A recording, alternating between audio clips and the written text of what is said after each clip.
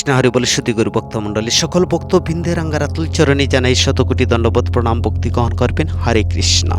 আজকে আমরা আস্বাদন করব পরমেশ্বর ভগবান কে। অত্যন্ত গুরুত্বপূর্ণ, আমাদেরকে মনোযোগ সহকারে তা শ্রবণ করতে হবে। আমরা অনেকের মধ্যে এখনো পর্যন্ত আমরা বিভ্রান্তির মধ্যে রয়েছি। ভগবান কে, পরমেশ্বর কে।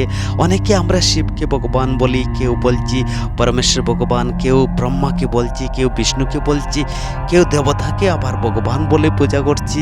তো আমাদেরই দুর্ভাগ্য, এখনও আমরা অনেকেই দেবতা কে, ভগবান কে, পরমেশ্বর ভগবানকে। শুধু তাই নয়, কিছু কিছু মানুষ মনে করেন যে কৃষ্ণই হচ্ছেন বিষ্ণুর অবতার।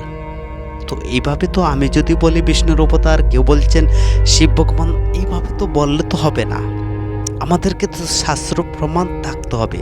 তো শাস্ত্র কি বলে সেই সিদ্ধান্ত তো আমাদেরকে গ্রহণ করতে হবে। হরে কৃষ্ণ। শ্রীমদ্ ভগবত গীতায় ভগবান সপ্তম অধ্যায় 7 নং শ্লোকে বলছেন যে আমি হচ্ছি জগতের উৎপত্তি এবং প্রলয়ের মূল কারণ।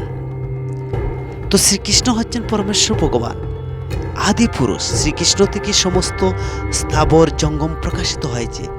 তিনি কোনো অবতার নন, তিনি হচ্ছেন অবতারী, অর্থাৎ ভগবানের সমস্ত অবতার কৃষ্ণ থেকে প্রকাশিত হয়েছে। তাই কৃষ্ণ হচ্ছেন ঈশ্বরেরও ঈশ্বর। তো দেখুন, ঈশ্বর কাকে বলে? ঈশ্বরেরও ঈশ্বর হচ্ছেন ভগবান শ্রীকৃষ্ণ।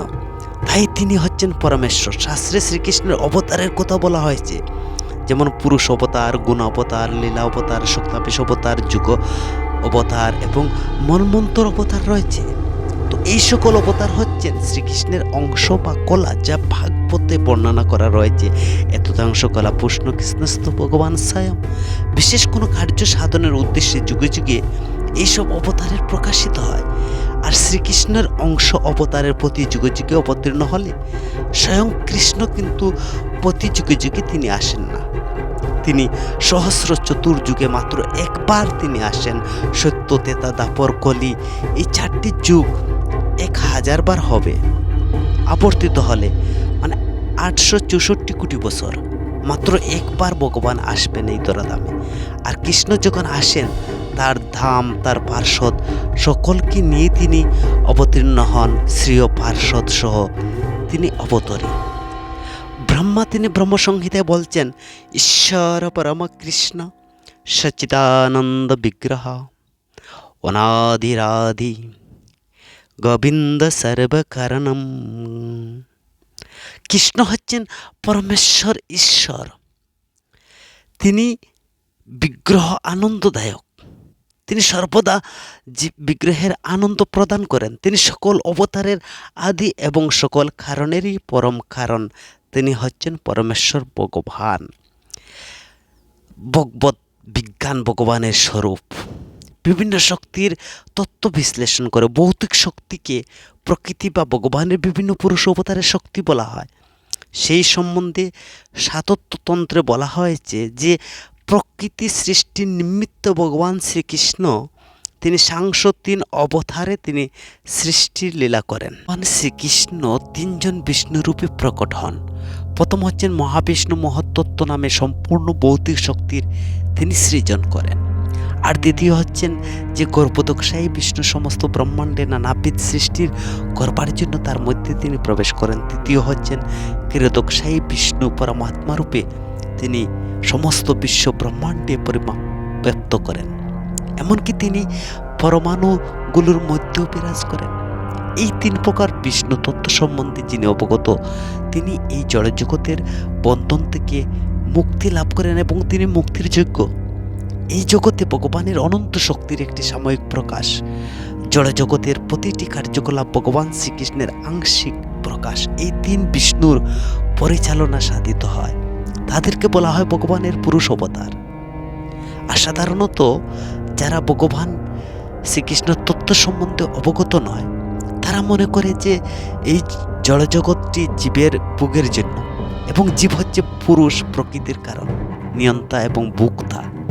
তো ভগবত গীতা অনুসারে এই সিদ্ধান্তকে ভ্রান্ত বলে প্রতিপন্ন করা হয়েছে যে ভগবান শ্রীকৃষ্ণ হচ্ছেন জড় সৃষ্টির আদি কারণ।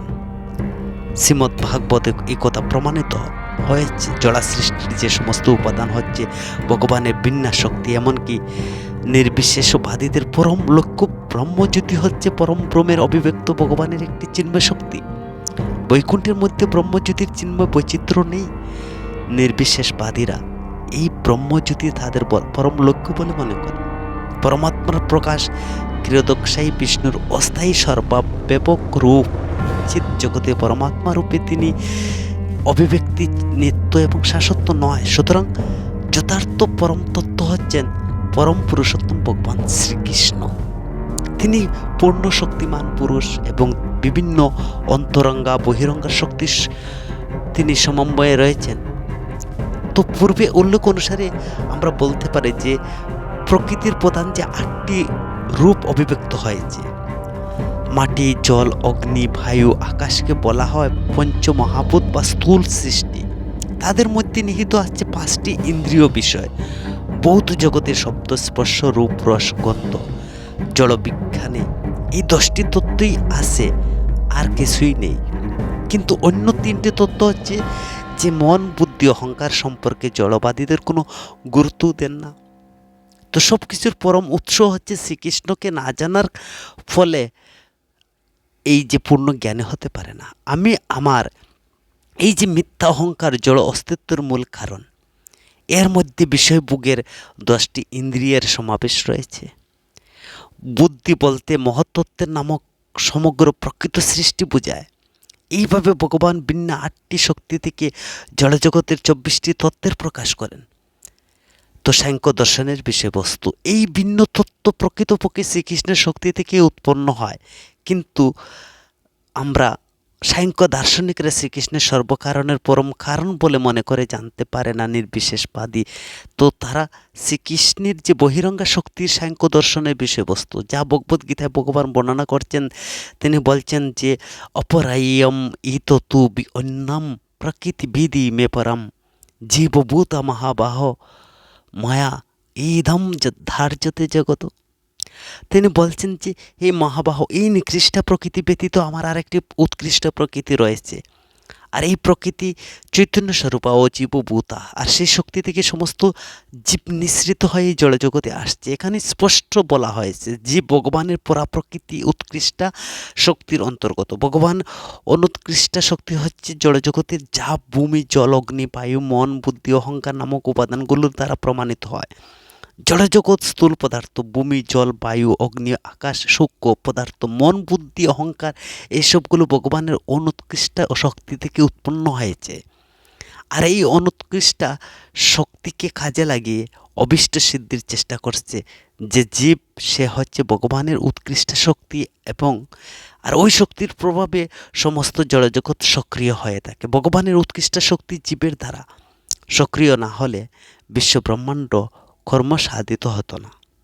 শক্তি সবসময় শক্তিমান দ্বারা নিয়ন্ত্রিত থাকে, তাই জীব সর্বদাই ভগবানের দ্বারা নিয়ন্ত্রিত হচ্ছে, কিন্তু তার স্বাধীন অস্তিত্ব নেই। কিন্তু নির্বোধ লোকেরা মনে করে যে জীব ভগবানের মতো শক্তিশালী, কিন্তু আমরা বুঝতে পারি যে জীব কখনো ভগবানের সমকক্ষ হতে পারে না। জীব ভগবানের মধ্যে পার্থক্য নিরূপণ শ্রীমদ্ ভাগবতে বর্ণনা করা হয়েছে, হে শাশ্বত পরমেশ্বর, দেহধারী জীব যদি তোমার মতো শাশ্বত সর্বব্যাপক হতো তাহলে কখনো তোমার নিয়ন্ত্রণ অধীন হতো না। যা ভাগবতের 10ম স্কন্ধের 87 অধ্যায়ের 30 শ্লোকে বলছেন যে কিন্তু তারা যদি অনন্ত শক্তির অনুসদৃশ্য অংশ হয় তাহলে সর্বত্রভাবে তোমার নিয়ন্ত্রণের অধীন। তাই তোমার শরণাগত হচ্ছে জীবের প্রকৃত মুক্তি। এখানে শরণাগতি জীবকে প্রকৃত আনন্দ প্রদান করে। ভগবদ্গীতাতে প্রতিপন্ন করা হয়েছে পরমেশ্বর ভগবান শ্রীকৃষ্ণ হচ্ছেন পরম তত্ত্ব। তার পদক্ষেপ আমরা যে সত্য প্রমাণ পাই। বিশেষ করে এই শ্লোকটি পরম তত্ত্ব যে সবিশেষ পুরুষ তা জোর দিয়ে বলা হয়েছে। পরমেশ্বর ভগবান সবিশেষ সম্বন্ধে তিনি ব্রহ্মসংহিতায় বলা হয়েছে ঈশ্বর পরম কৃষ্ণ সচিতানন্দ বিগ্রহ অনাদিরাদি সর্বকারণের কারণ। তো পরম তত্ত্ব যে পরম পুরুষ ভগবান হচ্ছেন শ্রীকৃষ্ণ, তিনি হচ্ছেন সমস্ত আনন্দের উৎস, তিনি হচ্ছেন আদি পুরুষ গোবিন্দ, এবং তার সেই বিগ্রহ হচ্ছেন সচ্চিত আনন্দময়। ব্রহ্মার মতো মহাজনরা কাছ থেকে আমরা যে নিঃসন্দেহ জানতে পারি যে পরম তত্ত্ব হচ্ছেন পরম পুরুষ ভগবান শ্রীকৃষ্ণ, তিনি সর্বকারণের কারণ। কারণ এই জড়জগতে বা এই জগতের মধ্যে ব্রহ্মা হচ্ছেন প্রথম জীব, সুর অসুর মানুষের মধ্যে তিনি হচ্ছেন শ্রেষ্ঠ। কিন্তু ব্রহ্মার এই রকম জড়কলুষ থেকে মুক্ত তিনি জানতে পারেন যে তিনি জড়বন্ধন থেকে মুক্ত হন, অপ্রাকৃত জগতে প্রবেশ করেন। আর তাকে জানতে পারে না এই জড় জগতে নানা ধরনের দুঃখ কষ্ট ভোগ করতে পারে। এমনকি কটু উপনিষদে বর্ণনা করা রয়েছে যে বলা হয়েছে আমি সেই পরমেশ্বরকে জানি যিনি সর্বত্রভাবে সংসার সকল অজ্ঞানতার অন্ধকারের অতীত। যিনি তাকে জানতেন তিনি কেবল জন্ম মৃত্যুর বন্ধন থেকে চিরতরেই মুক্তি লাভ করতে পারেন। এই পরম পুরুষের জানতে অতীত আর কোনো উপায় নেই। এই পরমেশ্বর পুরুষের অতীত আর কোনো সত্য নেই, কেননা তিনি হচ্ছেন সর্বশ্রেষ্ঠ। তিনি ক্ষুদ্র ক্ষুদ্রতম, তিনি মহতের মহৎ। একটি গাছের মতো মৌনভাবে অধিষ্ঠিত রয়েছেন। তিনি সমস্ত পরম ব্রহ্মকে আলোকে উদ্ভাসিত করে রেখেছেন। তো এই সমস্ত শ্লোক থেকে আমরা অনায়াসে সিদ্ধান্তে পাই যে পরমেশ্বর ভগবান হচ্ছেন পরম তত্ত্ব, যিনি জড়জগতের চিন্ময় শক্তি সদা সর্বদা তিনি ব্যক্ত করে রয়েছেন। তাই ভগবদ গীতায় সপ্তম অধ্যায়ের 22নং শ্লোকে বলা হয়েছে ভক্ত শ্রদ্ধাযুক্ত হয়ে যে সকল দেবতাদের আরাধনা করেন, আর সেই সকল দেবতার কাছ থেকে আমরা যা পাই কাম্য বস্তু লাভ করেন, তো দেবতারা যে ফল প্রদান করে তার মূলতই পরমেশ্বর ভগবান শ্রীকৃষ্ণ থেকে আসে। দেবতারা হচ্ছেন ভগবানের প্রতিনিধি।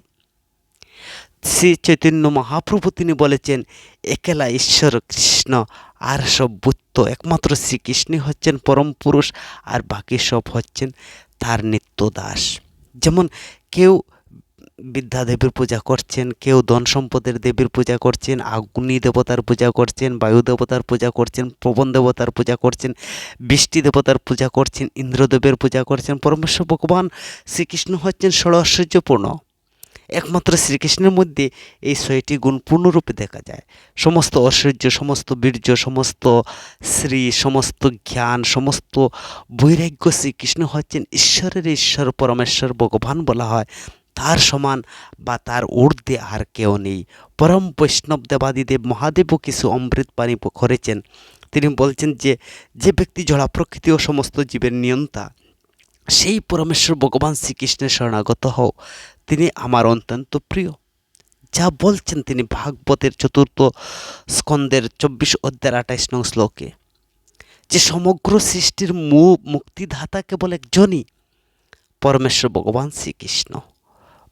মানুষ শত জন্ম পর্যন্ত বর্ণাশ্রম ধর্মাশ্রম পালন করার পর ব্রহ্মপদ লাভ করতে পারে বা যোগ্যতা লাভ করেন। তো তিনি যদি তার থেকে অধিক যোগ্যতা অর্জন করেন তাহলে তিনি আমাকে লাভ করতে পারবেন। কিন্তু সেই ব্যক্তি অনন্য ভক্তি সহকারে শ্রীকৃষ্ণের শরণাগত হন, তিনি অচিরেই জগতের উন্নীত হন।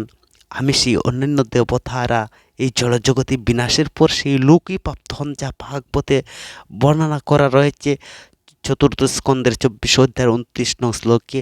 হরে কৃষ্ণ।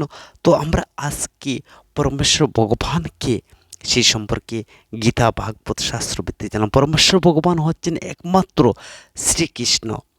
তিনি হচ্ছেন সকলের উৎস। তিনি সব কিছুই সৃষ্টি করছেন। একেলা ঈশ্বর কৃষ্ণ, আর বাকি সব বুদ্ধ।